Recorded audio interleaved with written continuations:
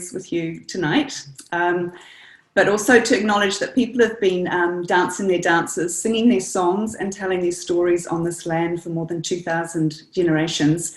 So I guess that the thing about transmission, Jenny, that I really want to highlight is that the deep time of what we're talking about when we're talking about communication between the cosmos and the human, the personal corporeal breath and the cosmological breathing, which is really where Lung Song came from. That I guess my work more recently has been really about trying to, how as a Pākehā, a European New Zealander living in colonised lands of Australia and New Zealand, how we address our embodied reality in such a way that we acknowledge deep time and transmission, modes of transmission that have been going on for a lot longer than, my ancestors come from Ireland, from where you are. So it's like, how do we acknowledge the deep time of the land that we're on and the stories that maybe I don't have access to, and that it's not my place to have access to those stories, but to also be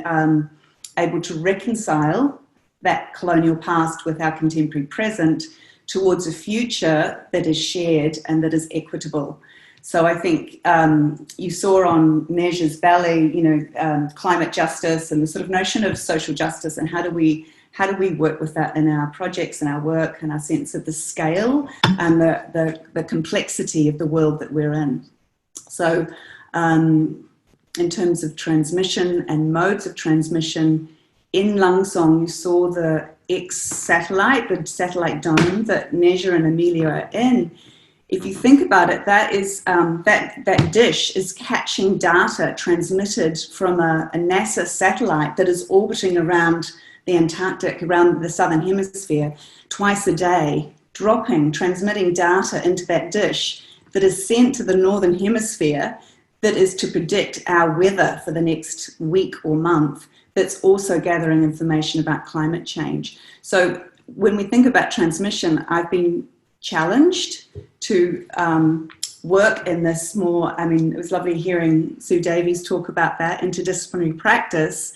So what happens when science meets choreography, when we start to engage with scientists who are working on the big questions about climate change? How does that affect the scale of what we're thinking about, or how we're mapping our choreographic gestures in terms of what modes of transmission? Thanks, Carol. That's wonderful. And Charles, would you like to maybe speak a little bit about it in relation to your own practice? This idea of transmission or lineage or... Hi, Jenny. Hi. Good to see you. Hi, Carol. Hi, Charles. Nice to see you. Good to see you. Kia ora mai tātou e mihi aroha ki a koutou ko tai mai nei e tēnei rā, e toi toko ta karangaranga maha tēnei au. He mihi poto ki a koutou no te ao huri huri, tēnā koutou, kia ora mai tātou.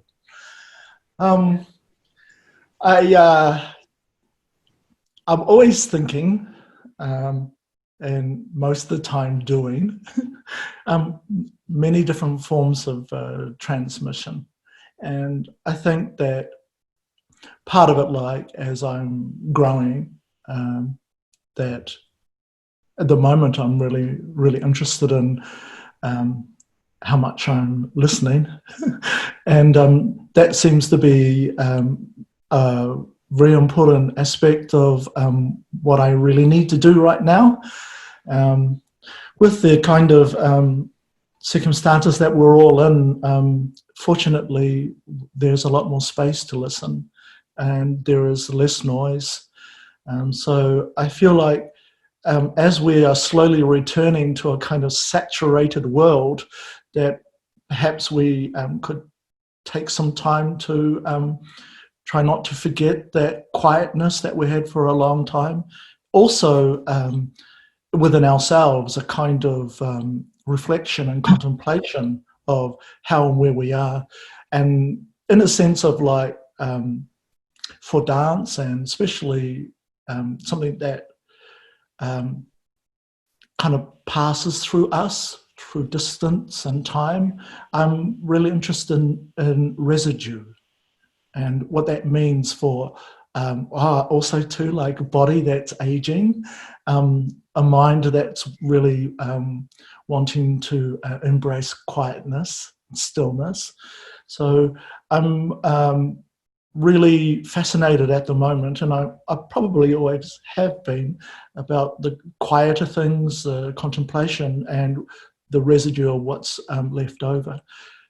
Mainly because when I'm researching that, I'm looking for where I fit within the kind of grander scale of culture, politics, intellectual practice, philosophy.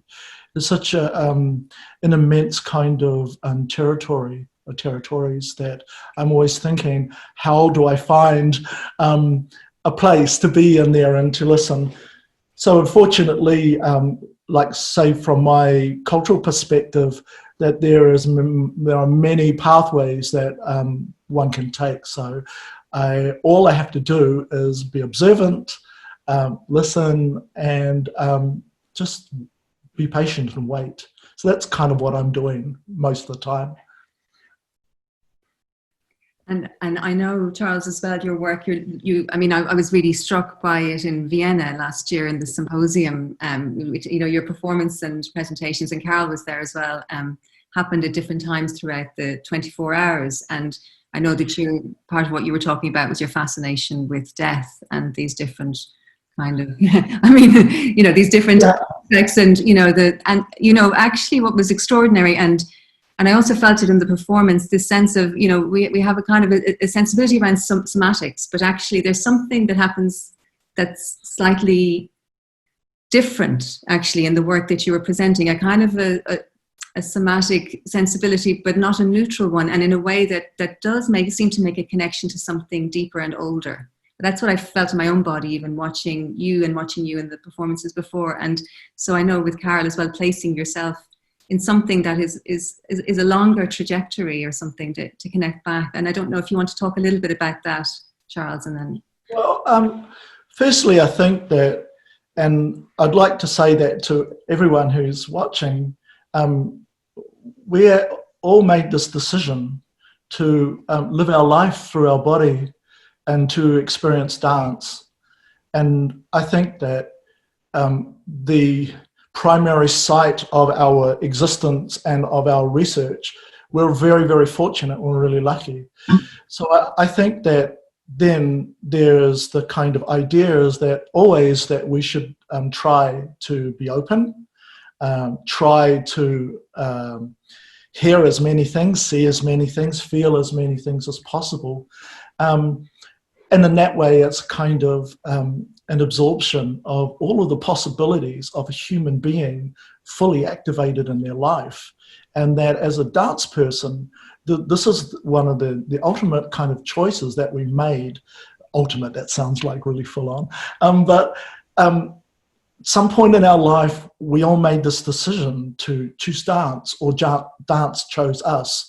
So I think then that the idea of kind of somatics and kind of cultural residue and activation within what we do, I think that this is not about how far you go back, but how far you are in your presence and in your daily life. So I don't think necessarily that it's about how far we go back, or even, you know, something like that.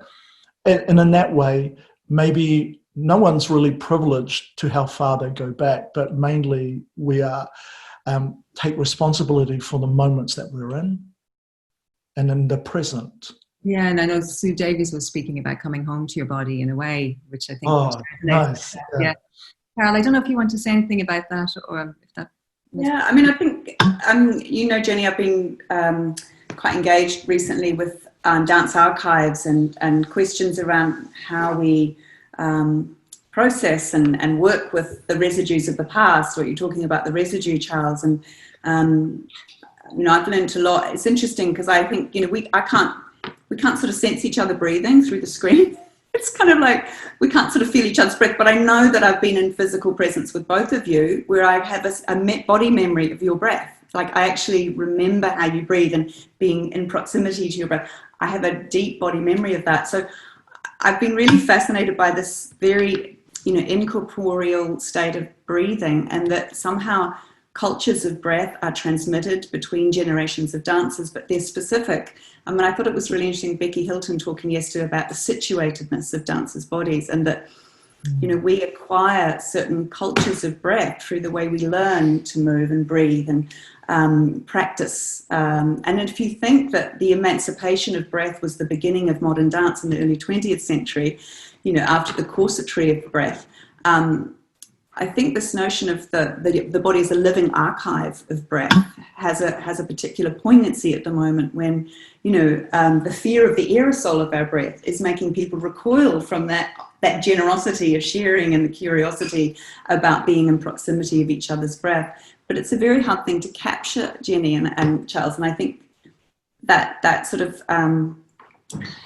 and yet it's everywhere. It's like the way that we don't make sense out of clouds, and yet the clouds are everywhere. And we've sort of placed our sense of positionality on territory, on ground, rather than on sky and clouds. So I think that notion of the living archive of breath is a way to think about transmission as something that is carried through corporeal, the muscles and tissues and bones and memories of the bones, but also the incorporeal, and how the incorporeal is also carried between us and in the air between us. And that is a very material thing. It's not something that is vague. It's felt and it's remembered. I had that body memory very strongly of dancing with both of you, actually. So, yeah.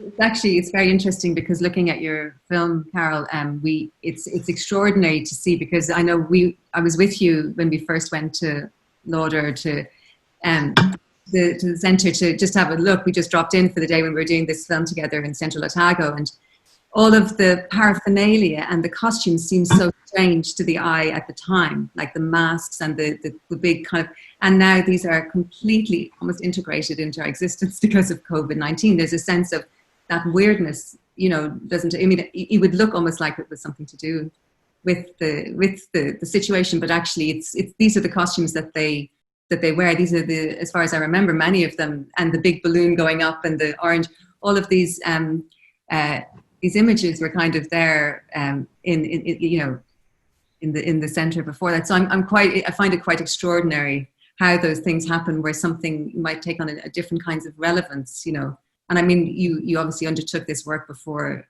any of the situation, and again, the lungs and the breath of the dancers and the earth as well. And I'm interested to know, I suppose, what other connections you made at the time and maybe might be making now with the work. Well, it's so true about all of the like the dome, the orange coats, the protective gear, the weatherproof. Those are all meteorological instruments. Those are all the paraphernalia of weather science that is happening. They've been there for 50 years collecting data, 9 scientists. And Jenny, it's so poignant that you were the first time I went there was with you. So where the work is going now, I think where it developed with Tia Rehana, actually, a very dear friend and fellow researcher, and Neja, we went to Wanaka and we did another version of it called the Living Archive of Breath, and it was really looking at how we might make it into a live performance, but also with Tia as a Māori researcher, she brought with her in that partnership a whole other dimension to the project, which was the 7 breaths of Papatuanuku, and much more sense of whole, which is the breath of life, which Charles can talk very eloquently about. But that partnership, I think, was very important to me, sort of from that Western scientific paradigm of what is meteorological science with Tia's knowledge, and that came because of her coming with us to the meteorological site and then doing more research and conversations around what stories of the skies, understandings of rangi that were already there pre-colonial and that are very powerful in Aotearoa. And and I thought that was really moving, Charles, with your work, because it was so connected to the stars, as I understand it, that is that pathway, that passage to the stars, also that you were talking about in your work and your body as well. That connection.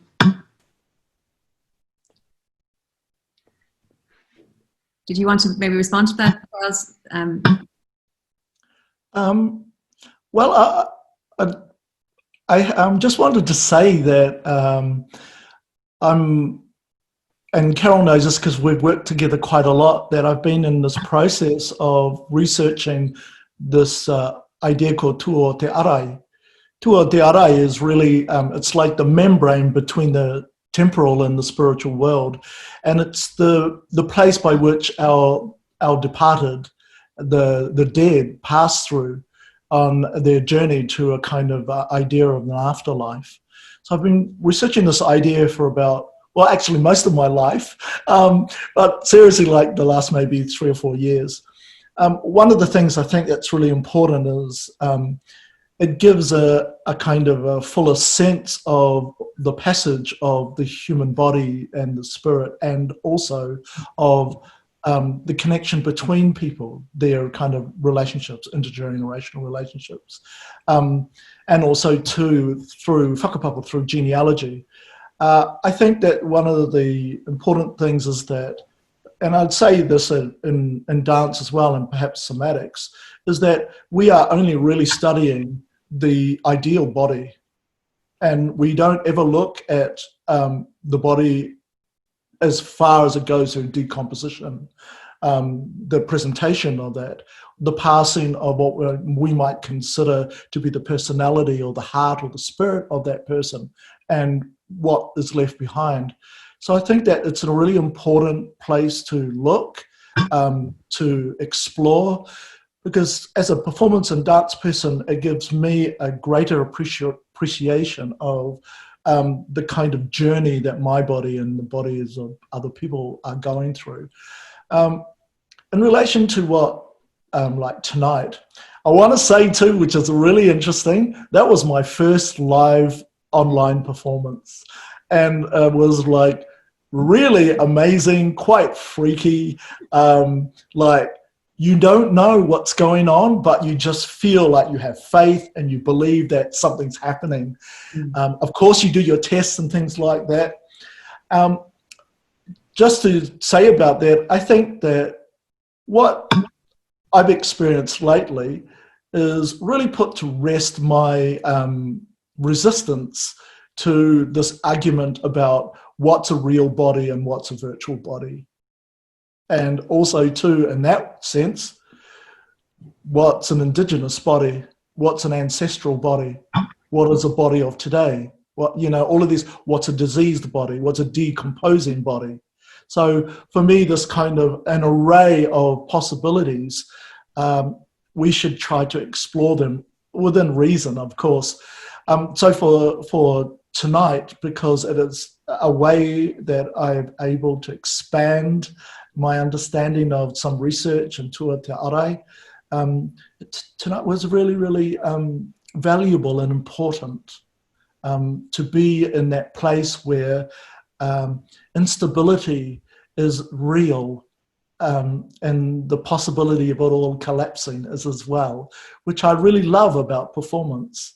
And it's good to have this aspect in research as well. So Carol knows I'm not really interested in being an academic, but I love research. And so I think that probably what might describe it as a kind of like active research. But I feel like it's really important. I need that. Not only is it kind of interdisciplinary, and not only is it intercultural, but there's the kind of intersections by which we often live and learn. Like, okay, a strange thing. Tonight, just before we started, I discovered that I made a mistake, and then everything went dark, and I saw little bits of glimmers and stuff, and I was looking around my dark little apartment trying to find something with this little torch, and it started flicking all over the space. I really liked that, And so I thought, oh, okay, I'll start my live feed like that, and then build a kind of texture of spaces. So I think that that's an important thing when you are starting to readdress ideas and concepts in your research, is that it's a layering of things. It can be a texturing of ideas, of evaluation and analysis. So from my perspective, something as potentially disastrous as tonight is a really valuable experience. So anyway, thank you. Right. I'm really sorry, but because of the time, we actually do have to just move on to the next thing. But I thought we could leave you on as panelists, and if people had questions, they can actually direct them to you. You can address them in the chat. And it's really as you say, potentially disastrous is absolutely it, because this is so new for us. I think we just programmed things in succession and had no idea how long it would take to do that. So we're really learning about the technology as we go. Somebody said, next time, but I don't know if I can face this for next time. But I just want to say thank you so much to Carol and Charles to come. It's been so much to be able to connect to you at this time, and for you to just have such a rich contribution. And we really appreciate that. And also, I love that you've been able to connect into the symposium. And we just encourage people, if they want to maintain a chat, they can ask questions in the chat throughout the next film, but we're just going to have to go to that in order to then finish with some lunchtime before the next thing. So thank you both. Thank you. Thank you. Thanks, Charles. Thanks, Carol. Good to see you. Thank you, Liz. Nice to meet you. Yeah, you too. You too. Thank you. Okay, so we're going to move on to this film from Jasmine Chiodi and Alex Izeli, and it's called Distance Measures Sketches, and it's one of the commissioned movement responses. So we're really looking forward to this. Jenny.